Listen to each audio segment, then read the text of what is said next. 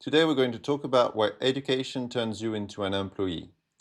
It's something that I've spent some time thinking about because I have worked as an employee and I have spent a lot of time in education as well.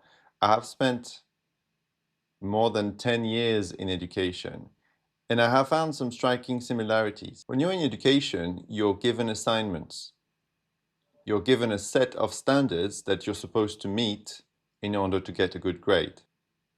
As an employee, you are given a list of objectives that you're supposed to meet if you want to have a promotion. It's very similar, and I think that for some of you, maybe it almost feels like the norm, like that's how things are. Like you just report to your boss, and your boss tells you what to do, and then you do the things, and then you get a good grade, or I mean, you get a promotion, right? Just like you used to talk to the teacher, and the teacher would tell you, oh, this is what you should do if you want to have a good mark, and then you accomplish it, and then you do it. But I think the most interesting part of life for me, and maybe not, that's not for everyone, but for my personality, is certainly to define what the standards are. And this applies to any kind of entrepreneurial venture. If you think, for example, of YouTube, no one told me what kind of video I should make. And then if you think about people who create companies, it's a similar thing. For example, let's take the example of Steve Jobs. There's a famous interview of him where he says, the one thing that you need to realize is that the world was built by people like you. And once you realize that, then things start changing. You start realizing that, well, people don't know better. And this feeds into the concept of learned helplessness that some YouTubers have talked about, like Veritasium. Learned helplessness is because you've spent so long in your life doing the things that someone else wanted you to do, that you start losing the ability to make those choices for yourself, which is very, very strange. But when you think about it, repetition drives behavior. So you are in this kind of reinforcement learning situation, a bit like a dog, and it's not to say that most people are dogs, but we're all animals. And as a dog, the famous experiment by Pavlov is that as a dog, if you get a reward, you will do more of the behavior. If you get a punishment, you will do less of it.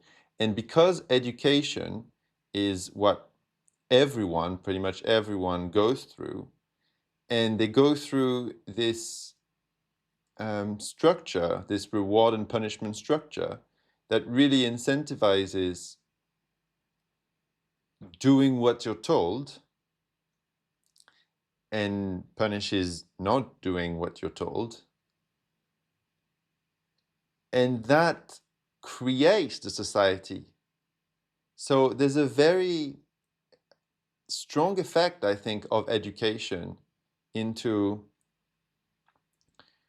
the whole of society. Society is built in this kind of hierarchical structure where everyone tries to please someone else. And there's a strong loss of agency here for everyone. Actually, the school system was built in Prussia, and what they wanted really was something that would work for the army or the industry. I can't remember exactly, but that was the source of the school system. And it creates this conditioning for all of society. And it's very, very difficult to break away from it, which is why it seems that people who do have had to go through some sort of journey. Steve Jobs, for example, is known to have had many trips to India, and he tried to open his mind in some way, and it's so easy to just think that what you're asked to do is what's good, but there's a big difference between what you're told and what's good. And in this series, what I'll try to share with you is my experience with what you could call non-conformism, or non-conventionality. Just trying to think for yourself, really.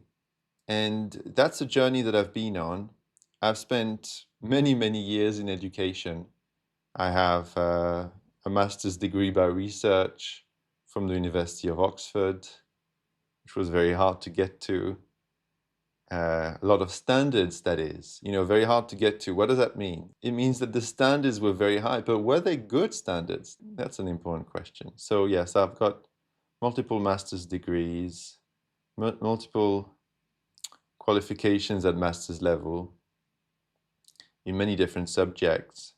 And for me, it's been a topic that's probably been maybe more influential than for most people, because I have spent just so long in education, just maybe 10 years. I can't remember exactly now, but yeah, it's probably about 10 years in higher education, that is, and then, of course, I started education when I was 6. So it means that I spent 10, 20, I don't know, something like 20 to 25 years in education. So for me, it's been absolutely extreme, the impact of education. But I think that for a lot of people, education still has had this impact, this kind of like normalizing impact of saying that what's good is just to follow what your boss tells you to do, or whoever is in a position of authority. And for me, because it was just so much education that I did, I felt this so strongly that I'm like a magnifying glass on this. So in this series, I'm going to try to explain the limitations of this way of thinking that's just trying to meet standards. And I think it can help a lot of people who think, oh, perhaps I didn't go to university, or perhaps then, you can continue with, I didn't go to sixth form, or, I don't know, high school in the USA, or lycée in France, where I'm from, or you didn't do a master's, or you didn't do a PhD, or, it's unlimited, really, how far you can go in education. I wasn't a professor, you know. Um, and there can be a feeling of inferiority because of that. Like someone who has done a lot of education is somehow better. And I think in very specific ways, maybe in terms of like if you are trying to do biology, or I don't know, medicine, perhaps you're better, if you've had the training, although more and more you can do training online, and you don't need a formal certificate, and perhaps there are many different ways that good practice of medicine looks like, and perhaps there are lots of assignments in medicine that are perhaps not very reflective of the actual job. But mostly, someone who has done a lot of education is not someone who is better than others. I mean, this is obvious, I guess, but I think often people can have this feeling of inferiority. I mean, I know that I certainly had it when I was in as an undergraduate. I wanted to have a master's. As a master's degree student, I wanted to do research, and it has taught me some things about, reading research papers and things like this. But mostly, what has been a massive selector of is of people who were very conventional, people who didn't mind just following the rules and meeting the guidelines and the standards for however many assignments and meeting them really, really well. Because, the top performers, what does it mean, top performer?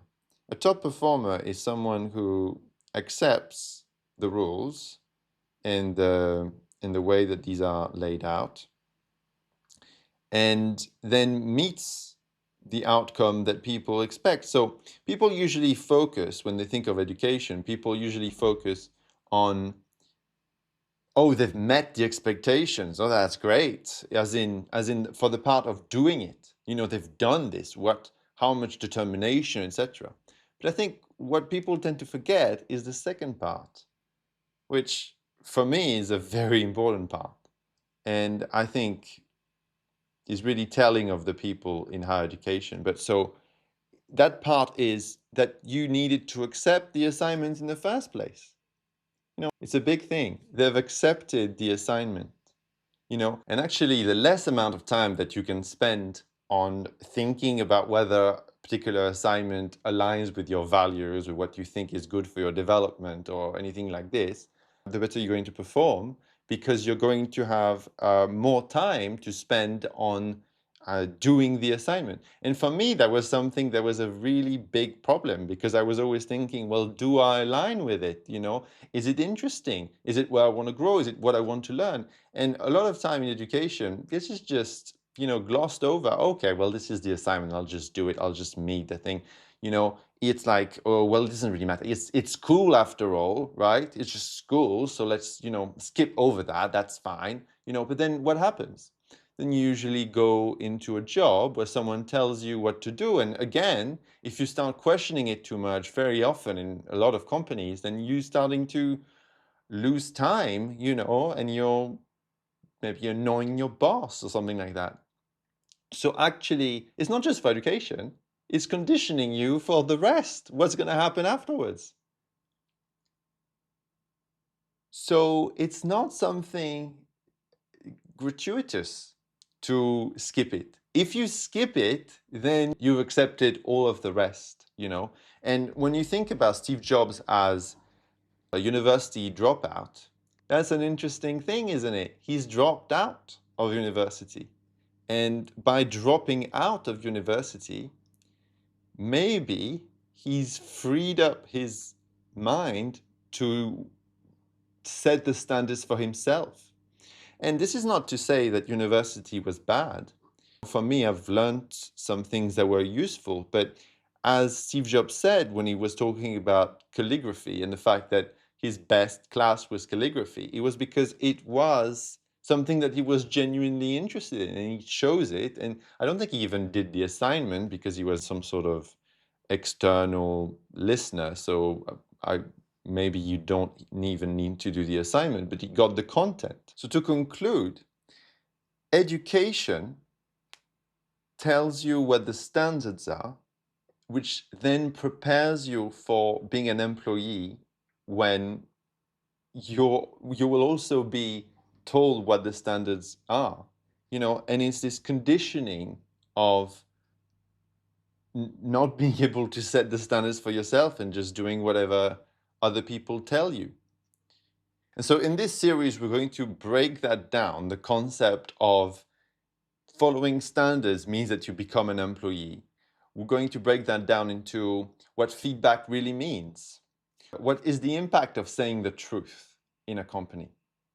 And we're going to finish by thinking about the fact that people crave the truth and examples of that. So I hope that you're going to listen to my channel. I'm certainly very excited to start this adventure on YouTube. And please, write a message if you found that interesting. That would be very motivating for me to continue with these videos that I hope will be not too conventional, because I guess that's the topic of the first series. And subscribe if you want to see more, of course, and like this video, which is the standard thing that I should get used to because I'm starting my YouTube career.